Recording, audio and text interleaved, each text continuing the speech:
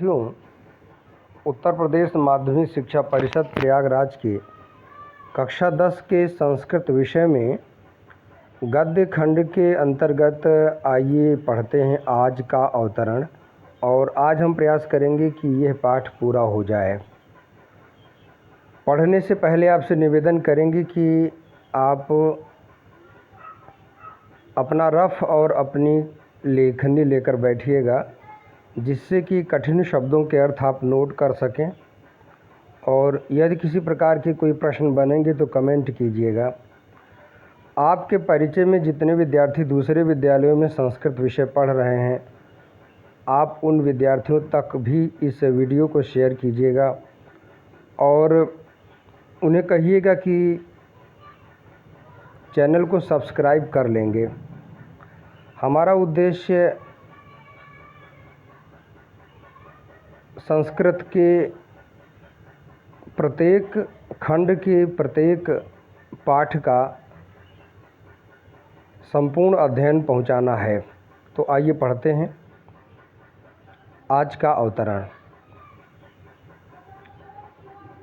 रघुवंशे कालिदासः रघुवंशिनां चित्रणं तथा करोति, यथा भारतीय जनजीवनस्य उदात्तादर्श दर्शानां सम्यग् दिग्दर्शनं भवेत्। रघुकुलजाः राजानः प्रजाक्षेमाय बलिम् आहरन् मितसंयत भाषिणस्ते सदा सत्यनिष्ठा आसन्। यशस्कामास्ते तदर्थं प्राणानपि त्यक्तुं सदैव उद्यता अभवन्। केवलं सन्तत्यर्थे ते गृहमेधिनो बभूवुः। शैशवे विद्यार्जनं यौवने रञ्जनं वार्धक्ये मुक्त्यर्थं मुनिवद आचरणं तेषां व्रतम् आसीत्। बालवृद्ध वनितादीनां यदाचरणं कालिदास काव्ये निरूपितं तत्सर्वथा भारतीय संस्कृति गौरवानुरूपम एव। आहिमवतः, ध्यान दीजिएगा यहाँ भवतः लिखा है जबकि ये भा नहीं है, माँ है, इसलिए इसको आप शुद्ध कर लीजिएगा। आहिमवतः सिंधुवेलां यावत् विकीर्णाः भारत गौरवगाथाः कालिदासेन स्वकृतिषुपनिबद्धाः। रघुवंशे मेघे कुमारसम्भवे च भारतदेशस्य विविधभूभागानां गिरिकाननादीनां यादृक् स्वाभाविकं मनोहारि च चित्रणं लभ्यते। स्वचक्षुषा अनवलोक्य तद् असम्भवम् अस्ति। तथाविधं तस्य देशप्रेम तस्य काव्योत्कर्षं समुद्दृढयति। सन्तु तत्रानल्पाः संस्कृतकवयः, किन्तु कस्यापि कालिदासेन साम्यं न अस्ति। साधुक्तं केनचित् कालिदासानुरागिणा पुरा कवीनां गणनाप्रसङ्गे कनिष्ठिकाधिष्ठित कालिदासः अद्यापि तत्तुल्यकविरभावाद् अनामिका सार्थवती बभूव। आइए शब्दार्थ देखते हैं। रघुवंशे, रघुवंश में यानी कि रघुवंश नामक महाकाव्य में कालिदासः कालिदास रघुवंश नाम रघुवंशियों का चित्रण तथा करोति उस प्रकार से करते हैं, यथा जिस प्रकार से भारतीय जनजीवन से भारतीय जनजीवन के उदार आदर्शानाम आदर्शों का सम्यक विधिवत दिग्दर्शनम भवेत, मार्गदर्शन या दिग्दर्शन हो सके। रघुकुलजाः, रघुकुल में उत्पन्न राजानः राजा लोग, प्रजाक्षेमाय प्रजा के कल्याण के लिए, बलिम आहरण कर लेते थे। मित संयत भाषिणः, कम और नियंत्रित बोलने वाले, ते वह सभी, मित मतलब सीमित और संयत यानी कि नियंत्रित, भाषिणः बोलने वाले, ते वह रघुवंशी, सदा हमेशा, सत्यनिष्ठा सत्य में विश्वास करने वाले आसन होते थे। यशस् कामाः, यश की कामना करने वाले, ते वह सभी लोग, तद अर्थम उस यश की प्राप्ति के लिए, प्राणान अपि प्राणों को भी, त्यक्तुम त्यागने के लिए, सदैव हमेशा, उद्यत यानी कि तत्पर, अभवन रहते थे। केवल संतति अर्थे प्रजा के लिए यानी प्रजा कल्याण के लिए, ते वह सभी गृह मेधिनः गृह यज्ञ करने वाले अर्थात विवाह करने वाले, बभूवुः होते थे। शैशवे बचपन में, विद्यार्जनम विद्या प्राप्त करना, यौवने युवावस्था में, रंजनम मनोरंजन करना, वार्धक्ये वृद्धावस्था में, मुक्ति अर्थम मुक्ति की प्राप्ति के लिए, मुनिवत आचरणम मुनि जैसा आचरण करना, तेषाम उनका व्रतम संकल्प आसीत था। बाल वृद्ध वनिता आदि नाम, बालक वृद्ध और स्त्रियों आदि का यद आचरणम जो आचरण, कालिदास काव्य कालिदास के काव्य में निरूपित किया गया है, तत् वह सर्वथा हर प्रकार से भारतीय संस्कृति के गौरव मर्यादा के अनुरूपम एवं अनुरूप ही है। हिमवतः हिमालय से लेकर के सिंधु बेलाम यावत, सागर के किनारे तक यावत तक विकीर्णा फैली हुई भारत गौरव गाथा, भारत की वीरता की कहानी कालिदास ने स्वकृतिषु अपनी रचनाओं में उपनिबद्धा बांधा है।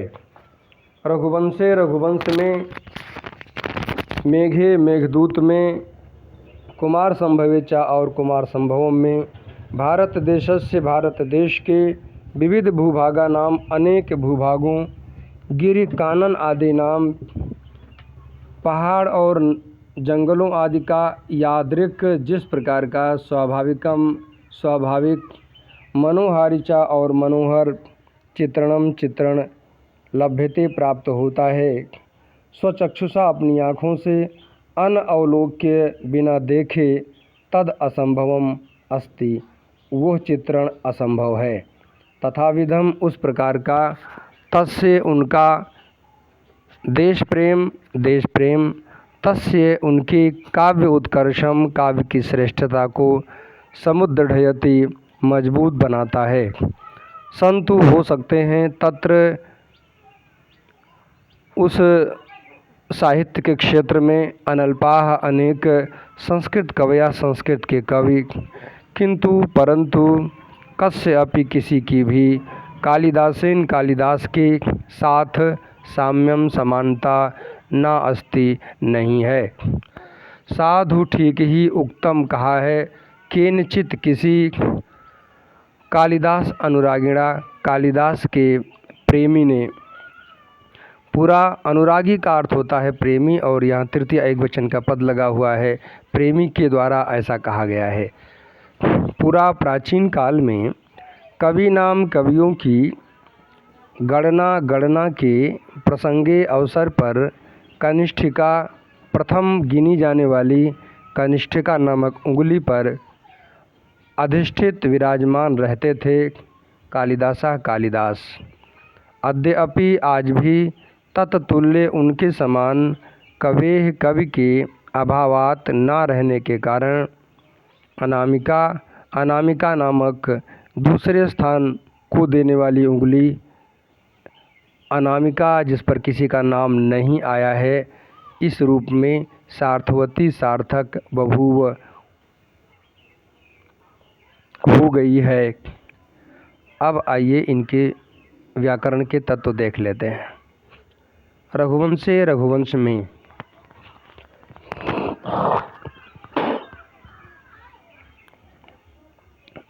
रघुवंश महाकाव्य में कालिदास रघुवंश नाम रघुवंशियों का चित्रण तथा करोति उस प्रकार से करते हैं। हाँ, हम व्याकरण की बात करने वाले थे, शब्दार्थ तो हो चुका है। आइए व्याकरण के तत्व देखते हैं। भारतीय जनजीवनस्य धन उदात्त, इतने पद में गुण स्वर संधि की गई है और उदात्त धन आदर्शा नाम, इस पद में दीर्घ स्वर संधि है। दिक्दर्शनम पद में जस्त व्यंजन संधि है। बलिम धन आहरण, यहाँ पर कोई संधि नहीं है, केवल पद को जोड़ा गया है। बहुत बारीकी से बात करें तो पररूप संधि मानी जा सकती है। मित संयत धन भाषिणा धनते, ध्यान दीजिएगा भाषिणा धनते शब्द में विसर्ग संधि है। यशः कामाः धनते, यहाँ पर यशः धन कामाः धनते, यहाँ जहाँ जहाँ विसर्ग का आधा दंत सा दिख रहा है वो सब विसर्ग संधि से हुआ है, यानी यहाँ विसर्ग संधि यहाँ भी हुई है। प्राणान धन अपि शब्दों को जोड़ा गया है, कोई विशेष संधि नहीं। सदैव धन उद्यता, यहाँ पर सदा धन एवं में वृद्धि संधि होती है और सदैव धन उद्यता में गुण स्वर संधि होती है। दो संधियाँ छिपी हुई हैं।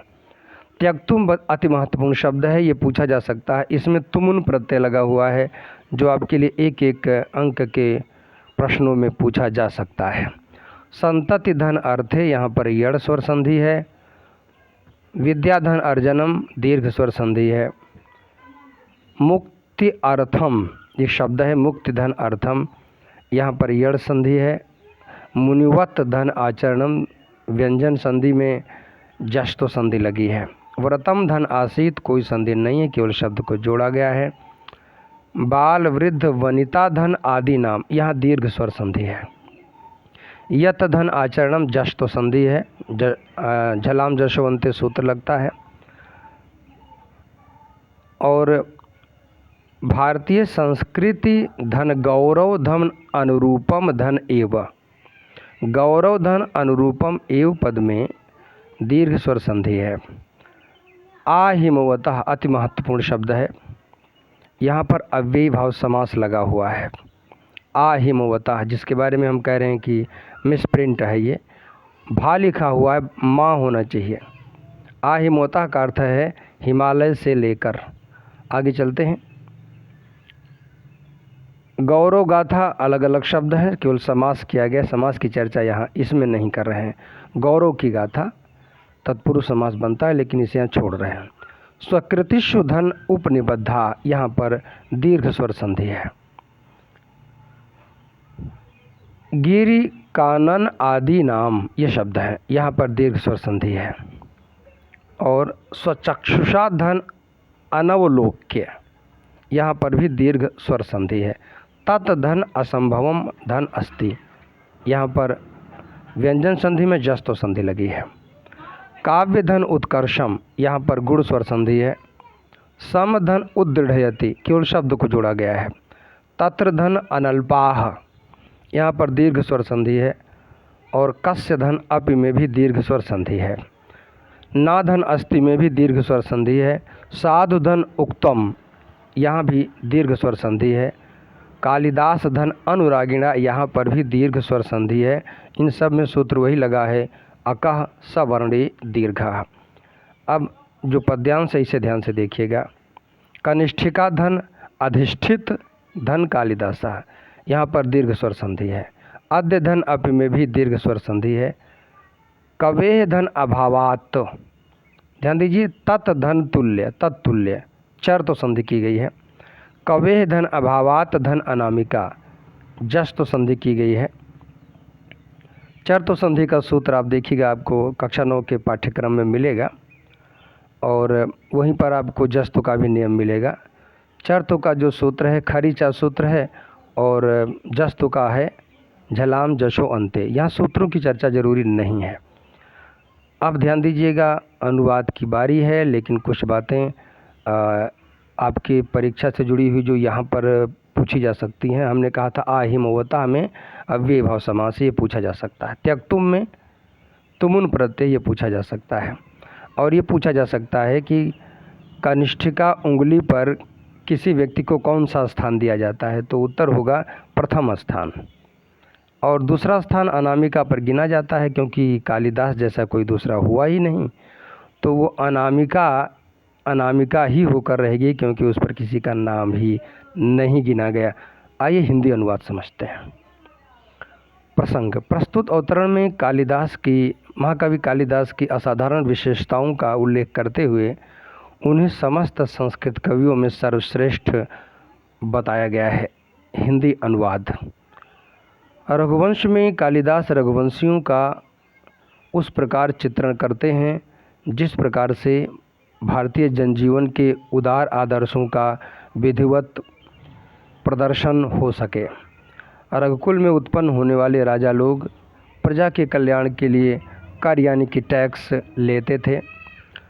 सीमित और संयमित बोलने वाले वे हमेशा सत्यवादी होते थे। यश की कामना रखने वाले वे रघुवंशी उस यश की प्राप्ति के लिए प्राणों को भी त्यागने के लिए हमेशा तत्पर रहते थे। केवल प्रजा के कल्याण के लिए वे विवाह करते थे। बाल्यावस्था में यानी कि शैशवावस्था में विद्या प्राप्त करना, युवावस्था में मनोरंजन करना और वृद्धावस्था में मुक्ति के लिए मुनि जैसा आचरण करना उनका संकल्प था। ये सारी चीज़ें यदि हम सीखते हैं तो काफ़ी कल्याण में रहेंगे। आगे बढ़ते हैं।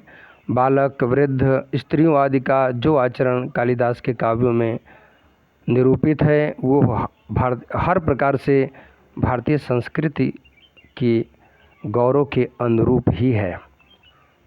अगले अवतरण का अनुवाद देखिएगा। प्रसंग वही है।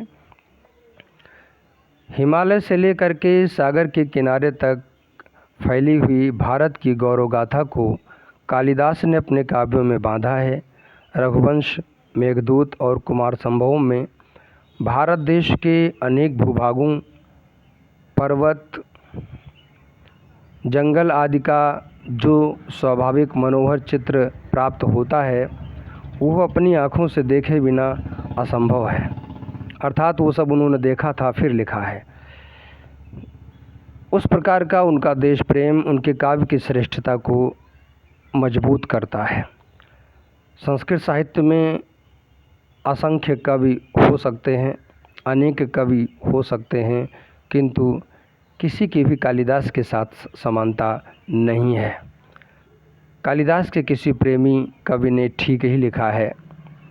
प्राचीन काल में कवियों की गणना के अवसर पर कालिदास प्रथम गिनी जाने वाली कनिष्ठिका नामक उंगली पर विराजमान रहते थे।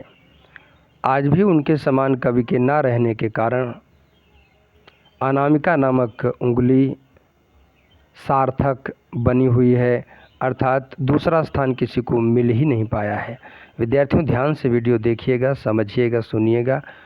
कोई दिक्कत होगी तो इस पर आप कमेंट कीजिएगा। आज इस अवतरण को प्रस्तुत करके मुझे बहुत ही सुखद अनुभव हो रहा है। क्यों? एक दुख से भी मैं सुख का अनुभव कर रहा हूँ। हमारे जिन गुरुजी ने हमको संस्कृत के क्षेत्र में आगे बढ़ने का मार्गदर्शन किया था, आज वो दिवंगत हुए हैं। इस अवतरण को पढ़ाकर मैं उन्हें श्रद्धांजलि दे रहा हूँ। तो विद्यार्थियों आज यहीं तक। शुभम भूयात्।